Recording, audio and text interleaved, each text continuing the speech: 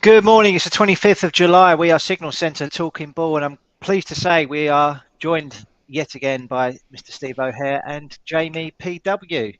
I've been struggling by myself for the last couple of weeks. You two taking various holidays. Oh, Hello. hi Joe. No, I got you. I've had my graduation last week, so I had the back end of Right. the week off. And Steve, you've been away in US of A, haven't you, for the last couple of weeks? Absolutely. It's absolutely mad over there. Don't go over there. It's mental. Did you have a good It's a time? What did you get up crazy to? place. Yeah. We went and saw Elvis, obviously. Well, hmm not actually, Elvis didn't actually manage to see him. He was otherwise engaged. But Right. yeah, went and visited his house and yeah, took a little bit of a tour down to New Orleans and then ended up in Naples in Florida, which was a lovely place. That sounds great. I have to have a proper Yeah, it's debrief good about it fun. later. Yeah, definitely. Yeah. Cool. How's it been, Joe? Joe's there he is. Is Joe back? Is Joe disappeared? No, I think he's disappeared. He died. Oh He's gone. no. Yeah, overwhelmed by having both of us He was back by the he's looks of getting so excited. He's just had enough. it. He's decided to sort of like get just leave it down to us. See how we Yeah, fair struggle enough. along. Yeah, I Oh, was he going to say might we be probably coming back. deserve it. My internet couldn't handle the excitement of you two. That's what we I thought. know, I know. I think it was like there's a vote from the viewers about who they wanted to stay in the island, and it was like me and Jamie won, and Joe Yeah, got kicked sorry, off. Joe. He's gone again. He's gone again. The viewers don't want him here today. No, he's struggling with his old internet. See, he needs us. He's desperate for us, and yeah, and he's so he's got the headlines as well. So we're gonna Does have the rattle on, headlines. and maybe what we'll do is we can sort of like dive into some technicals. I mean, hmm I've just had a short browse over the weekend. Didn't haven't done a load, but we can I can dive into a little bit of the technicals on Bitcoin, which has been I've been watching from afar. Yeah. So that's what I'll say on that, and then I can dive in and see how it looks from my perspective. Hmm. Um, so since I've been away, it's had a bit of a bounce, Bitcoin, and although I think it's pretty much just a technical bounce, so we'll take a look at the weekly chart to show you what I'm looking at, the long-term patterns here. For me, we since breaking this 28,800 level, we've had a bit of a dive down. Oh, he's back. Joe's back. Sorry, guys. You're Steve, having a little bit of trouble there. you didn't pay the bill while I was away. Hmm. I know. I thought you wouldn't notice. Oh, it's gone again. He's gone again. He's gone again. We'll have to sort of like Push on. carry on without him. Yeah. I'll try and get the news headlines up, but yeah. Well, pretty much. I'll dive into this and then we can do the headlines after, see if Joe gets his internet sorted. So yeah, since I've been away, we've had a nice little rally in Bitcoin. We got up to on this chart 24,280. So which was is pretty decent. It's forming a nice bearish formation because overall I remain very bearish on Bitcoin. Um, I'm not going to really change my mind on that until or unless we get a break above the 32,000 level, really. And for me, that would be significant. However, I can't see it. It's got so much resistance up here at the 28,800 level, a big band of resistance of about 5,000 points. And it's had plenty of opportunity to sort of rally. It just hasn't sort of had the follow through or the love really that it needs. So what we're sort of seeing is these technical rallies. Um, and we're currently seeing one at the moment. Now, this orange line that I've got in there, this like moving average line is a 21-day moving average, quite significant on the daily chart. And we've sort of traded very similar to what happened back in sort of the 11th of May to the 11th of June. So the sort of like most of May, we had this um, consolidation or a little bit of a corrective rally. And we're seeing the same sort of thing here, but this all sort of forms part of a bigger bearish formation. So for me, this 21-day moving average is quite important. 21,500 that comes in at the moment. I still feel it would be good from a technical perspective to at least get up to 25,400 to retest this this breakdown low that we saw on the 12th of May. Even better would be a retest of the 28,700 area, 28,700 to 29,000. For me, a failure there would be even more significant. So this corrective bounce can continue as far as I'm concerned, but it's still pointing to lower price action. I'm still thinking we could easily target a move down below the 20,000, significantly below 20,000, down to maybe 12,000, even 8,500, if not further. So I'm still very negative on cryptocurrency. On the commodity side of things, just a brief overview, sort of like looking at, again, we'll look at the sort of daily chart on this. From a weekly perspective, we've had a bit of a breakdown since I've been away, although last week's we saw a bit of a recovery. A nice bullish outside candle here formed on the 21st. That's last Thursday, and a follow through to the upside. We got up to $1,740, still below the 21-day moving average. That comes in at $1,750, so significant resistance there. And we did manage to get down to the support area, which I've highlighted for such a long time now. So we had that breakdown to 1680, and this is I've had this support level drawn in for a long while. So this was my medium-term target, really, for this correction. So now that we've actually got to that point, for me, it has to really hold. If it doesn't hold, then we've got this really significant double top, which could open up a huge move to the downside. I'll give a little bit of this is like just an approximate measure move target. That would be looking at a move down to around about 1360. So I still am pretty bullish on gold, but you can't sort of ignore this sort of technical formation. A break of this 1680 area, significant break and a significant close below it, and we're sort of in serious bear market territory. But I'm still overall, I was looking for this as an opportunity to start to set longs from the short position that was sort of like was really airing on up at these levels. So that's gold.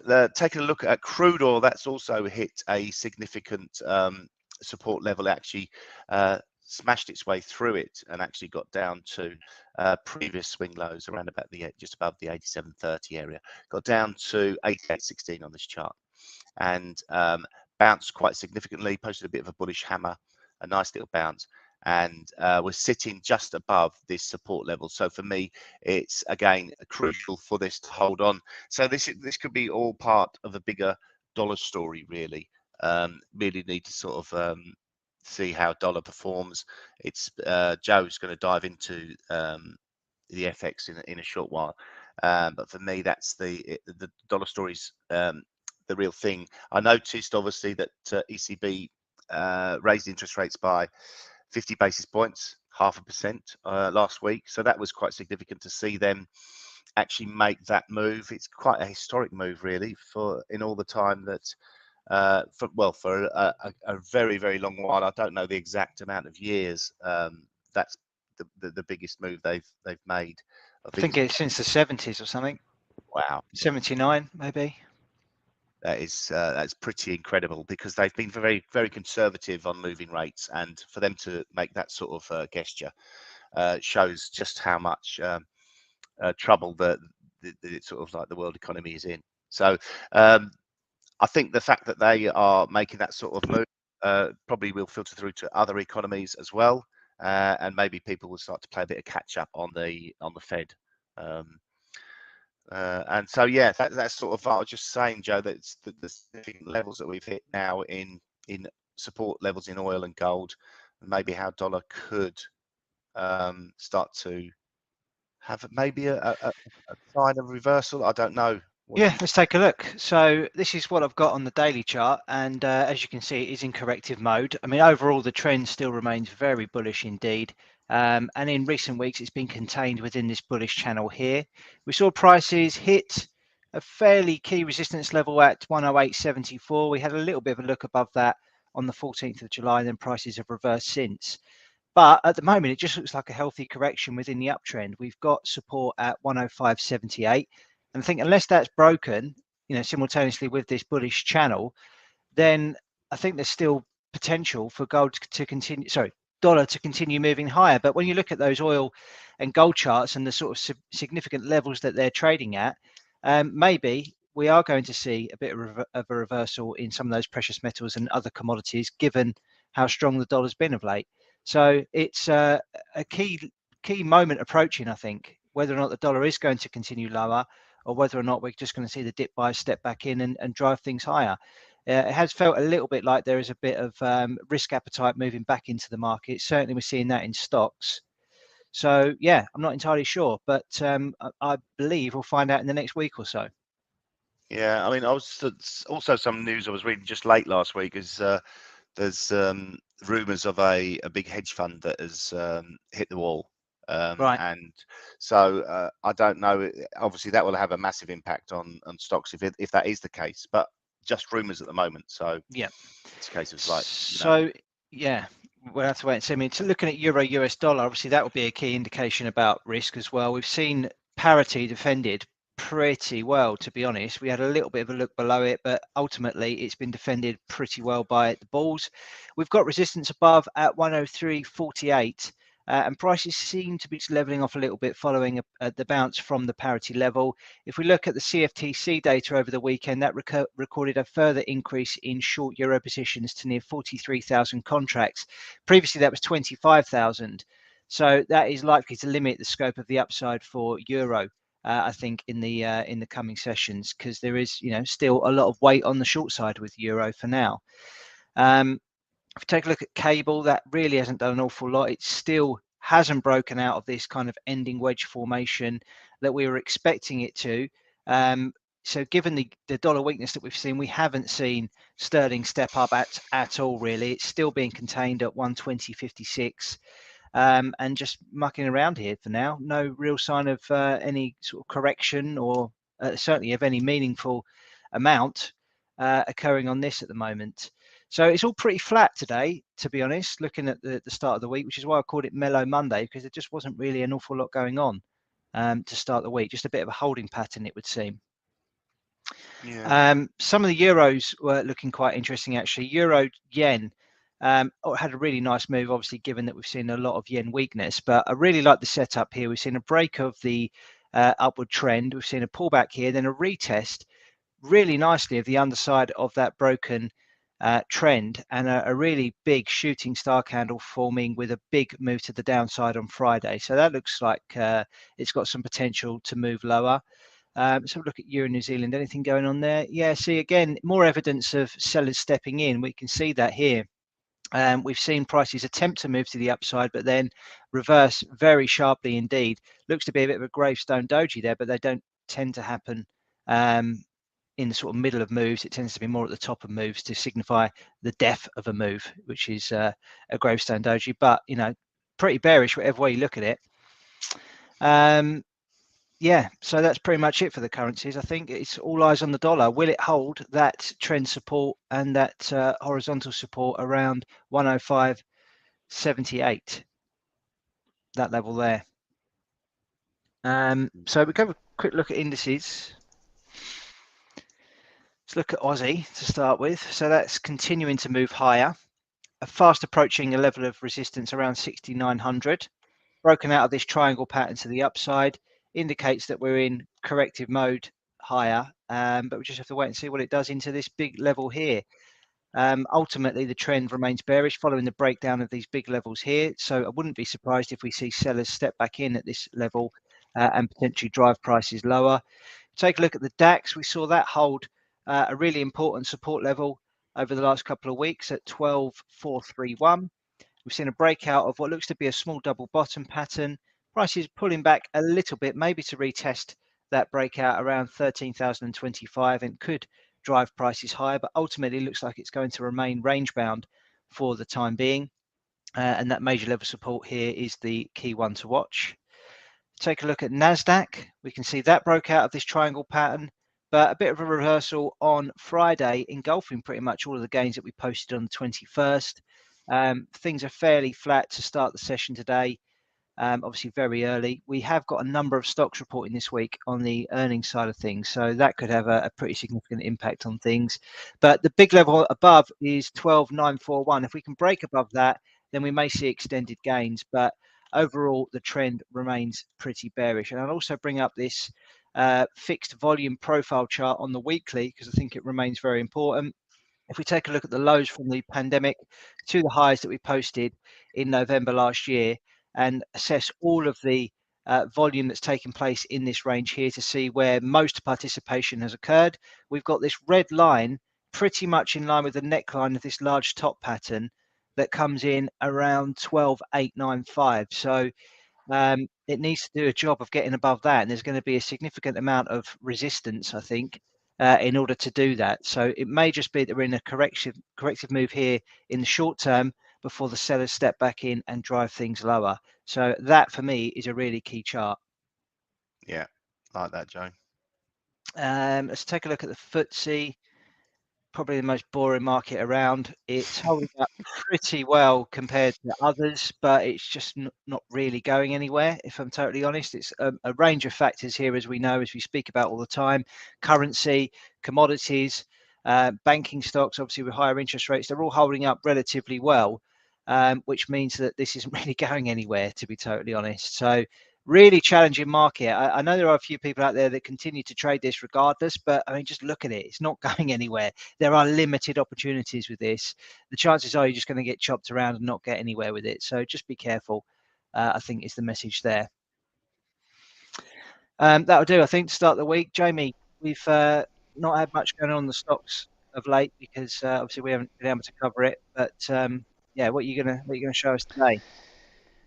Thanks, Joe. Yeah, well, there's been some interesting moves, obviously, with earnings out for a lot of these names, and we'll jump into a big one that really struggled straight away, that being Snapchat, our biggest loser of Friday.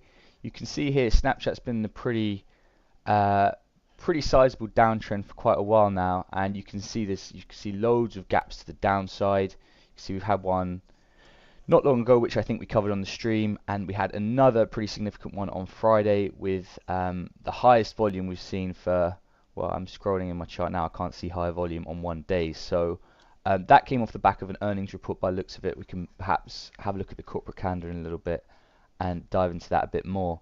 But that was down 39% on Friday, which after being down a fair bit already, you've got to be very careful. I highlighted this red line here actually because people might have been tempted to get long on this at this point. We did have a bit of a breakout above a key resistance level, but that's why it's really important to know when the stocks you're trading do report earnings, because that can obviously be a very volatile time and it can really catch you out. So just be very, very careful when trading some of these names around earnings. On the flip side of that, we have PGY up 118%. I couldn't find really any news on this stock. It's a bit of a weird one. After being down, I think about 80% and then up about 1,000%. So a strangely stock, but yeah, up 118% on Friday. We will take a quick look at the heat map as we do. Firstly, we'll look at the Friday's performance, and you can see it's pretty negative end to the week. In fact, look at Google down 5.5%. Nvidia was down 4%. Meta Platforms down 7.5%. So a lot of these big names were down a fair bit, but if you take a step back and look at it from a weekly perspective, it changes everything really. You can see it's a sea of green. Netflix up 25% last week. Amazon was up 8%. So on a weekly time frame, it looks like stocks did pretty well. Google obviously is the one big name that looks like it struggled, and we'll jump into that in a bit. But I think it's interesting to see how some of these weekly closes were affected by Friday's trading, because what could have been a really, really strong week for some of these stocks has probably been held back by that last day. So let's start with Apple. Anything significant happening with Apple? We've run right into that 50% Fibonacci retracement, and it's closed just below that. So that's a pretty key level that we've identified there. What else have we got? AMC was down 8%. Now look at this. This is what I'm talking about. So on a weekly chart, you can see gravestone doji type candle right at the resistance level. And that comes just before earnings next week. Well, maybe that's this week actually. Time escapes me. But yeah, and that all comes from the back of that Friday's trading session where we gapped down and then we closed below this resistance we'd identified. So what was a positive looking week turns out to be very negative because of that Friday session. We'll jump into a few more Coinbase's one I wanted to take a look at. As we always do, we identified this 63.55 resistance here. And we broke through it quite nicely with some decent volume actually. Volume really starting to increase on this rally. We gapped up a few days in a row. And despite Friday's trading, we did close above the resistance. So things are looking a bit better on Coinbase. And we took a look at the cryptocurrencies earlier and we could see that they were making some progress, but we think there might be some resistance coming at slightly higher levels. What's good about this as well for the Coinbase bulls is that this Friday, although it was a pretty negative looking day, the volume was quite low. So that's a good sign that this is perhaps just a bit of a stalling for a continued move higher. And I'm certainly looking at for Coinbase a run back into this resistance level here, or this kind of more swing high. But that's where I'd be looking to target on the upside in the short term. Where else should we have a look at? Costco, we had quite a nice potential trade here. Broke through this resistance which we identified, retested it, and then we followed through on that quite nicely. So that's quite a nice looking stock there. GME, we finally had our stock split. That's why we're now trading at $35 and not 100 and what would have been 130 there or thereabouts. We had a bit of a false breakout here again. So you see we had this resistance level which was working quite nicely until it wasn't. It got broken above. And then Friday's session again, we gapped back through it. And the only good thing again for this is just below this stock split sign here, you can see the volume on this retracement is quite low. So perhaps a move higher to come. I'll be looking back towards this. Feels weird saying 47 level after looking at it being 150 for so long. Quick look at Google. So this was one of the ones that did struggle on last week and throughout the week. Had its stock split on the 18th, 20-to-1 split. So that's why again it's a bit weird seeing it trading at $100. But that's where we are. We're in a pretty well-defined range here. Actually, it's not perfect, but there's resistance at about 120. On the downside, we did break below this level for a little bit, but this is where I'm looking at the moment, 105 on the downside. Google, I believe, reports earnings tomorrow after close, so that will be a real highlighter of where we're going next. We've had this consolidation. Let me zoom it back a bit. Weekly chart. Had this huge bull run with Google that we all know about. Recent times, like the rest of the market, has struggled. We've formed a bit of a bearish consolidation channel. And to me, earnings could be the catalyst for that next leg lower. So we'll see how that comes in. That'll be a really important one to keep an eye on. If we do get a break below this level and below 100 as well, which is a psychological level, I think the movement lower could be extended. So yeah, interesting levels to watch down Google. We'll finish on Novavax. Something stood out to me on this, and that was the volume on the downside here that happened on the 14th. So actually, I might have still been here. I might have been away. It's been a weird few weeks, but yeah, Novavax did have quite a nice recovery, but for me, still looks quite ominous with all these big volume days to the downside. Again, earnings coming up on the 5th, so that will be next week.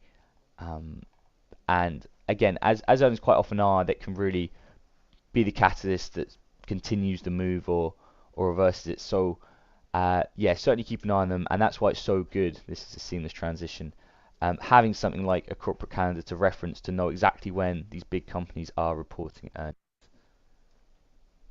Nice, Jamie. Okay, let's take a quick look at it then, shall we? So the corporate calendar, as demonstrated here from our parent company Acuity, gives you pretty much all the information you need about the upcoming earnings from various companies. I've actually applied a few filters because there are so many companies reporting this week that it would be a job to keep track of them all. So what I've done is just filtered by the most anticipated earnings releases and focusing mainly on the NASDAQ 100 for a look at what's out this week. So in terms of earnings today, Cadence Design Systems in the US isn't particularly a big household name as such, but it is reporting today. And if we look further down the week, we can find a few more interesting companies which are likely to be well followed, such as Alphabet.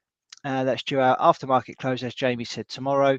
The previous was $24.62 on an earnings per share basis, and the forecast is for $25.56. If we look at previous, we can see here that Alphabet went on a pretty strong run of beating the analyst forecast. Only in the last quarter did it actually underperform that, but not by an awful lot.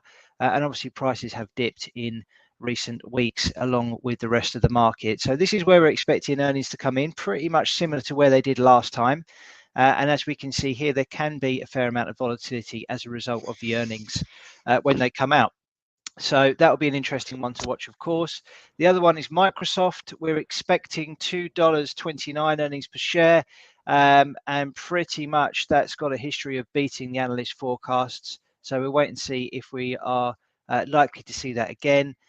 Typically, prices move pretty high within a week of the earnings, around about 3.5% on average over the last 10 events. So that could be quite bullish for Microsoft come tomorrow.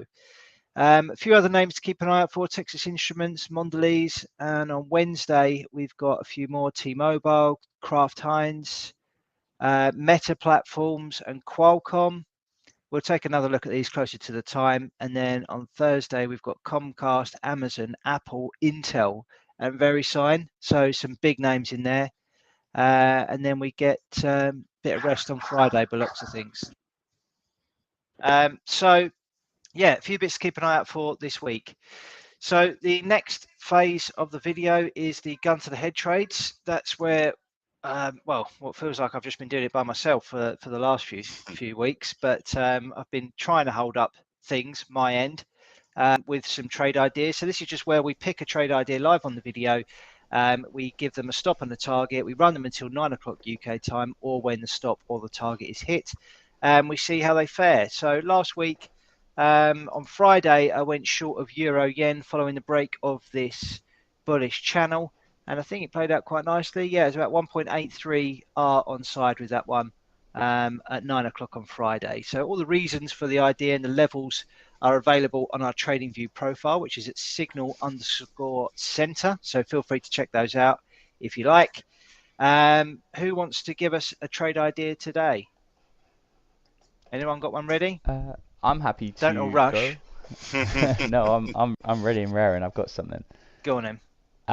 So just finishing my drawing, I'm gonna have a look at Bitcoin today, and as we identified, we had this really nice move throughout last week. Prices have retraced a little bit from that high, but we've come back to this previous resistance, which I'm hoping will now act as support. You could be seeing this as a potential bullish flag here, so I'm going to look for this bullish move that we've seen to be extended a bit today. So setting the levels for this, we're going to look to get long at current price, which is 21,933. 21,933. That's not right. I typed it in wrong. 21,933. There we go. We're going to keep our stop just under this previous kind of area of congestion here. So that's going to be nice and tight at 21,364 and targeting the previous highs at 24,302. So that gives us quite a nice 4.16 R return if that plays out today. So hoping for a bit more of a bullish move on Bitcoin today. Very nice. Steve, has he nicked your idea? Well, yeah, no, I don't think that's a bad idea actually. Yeah, I think it looks good. Nice. Yeah, I'm sort of. Actually, the stop is below my 21-day moving average as well. It's only like 50 points below it, which isn't a lot in Bitcoin, but it's below it. So yeah, like that strategy setup. I'm not sure what I'm going to go for.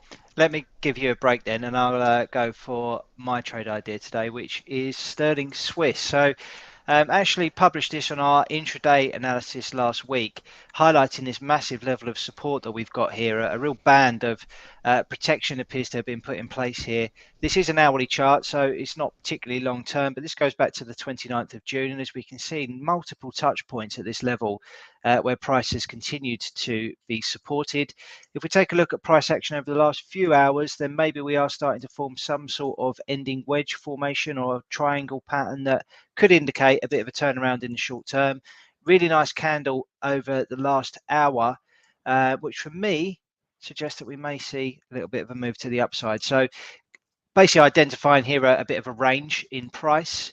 So from a risk reward perspective, it looks quite nice to me. So I'm going to buy at 115.57. This is sterling Swiss. I'm going to have a stop loss below the low of this range here, which comes in at 115.23. Really aggressive target. I'm looking for a move all the way up here. Very unlikely that will play out today, but you never know. There could be something that alters the picture and sends things crazily higher, up to 117.46, which would give me a risk reward ratio of 5.45R, which of course I'd be very happy with indeed. So that's my trade of the day. Steve, does that give me enough time? Well, obviously, yeah, it has given me enough time, thankfully. Coming back from the USA, I sort of, when I saw a few headlines coming, obviously Johnson, Bozo just being edged out of power. I thought there'd be more of an impact on sterling, but it hasn't. In fact, I think it's been a positive impact on sterling. That's what it feels like. So just diving into the chart very quickly, I've got the weekly chart in sterling. Obviously, last week was pretty positive. On the daily chart, a little formation that may be interesting, and I'll just sort of like draw it on here. Just take it from this level just to give a little bit of clarity on it. A little bit of an inverse head and shoulders forming here, and I quite like the fact that we had a couple of positive days, Thursday and Friday. Yeah, I felt like the euro really took a bashing, getting down to parity with the dollar, and it felt like sterling for some reason held on quite strong last week. Yeah, and we're talking about maybe dollar having a little bit of a pullback. Oh, what happened there? Get rid of that. So I'm going to sort of break it down to the daily chart, and the daily chart, the hourly chart. We're above the Ichimoku cloud. It's a little bit of sideways, but there's a nice little potential stop level here. I'm going to get long of cable sterling dollar.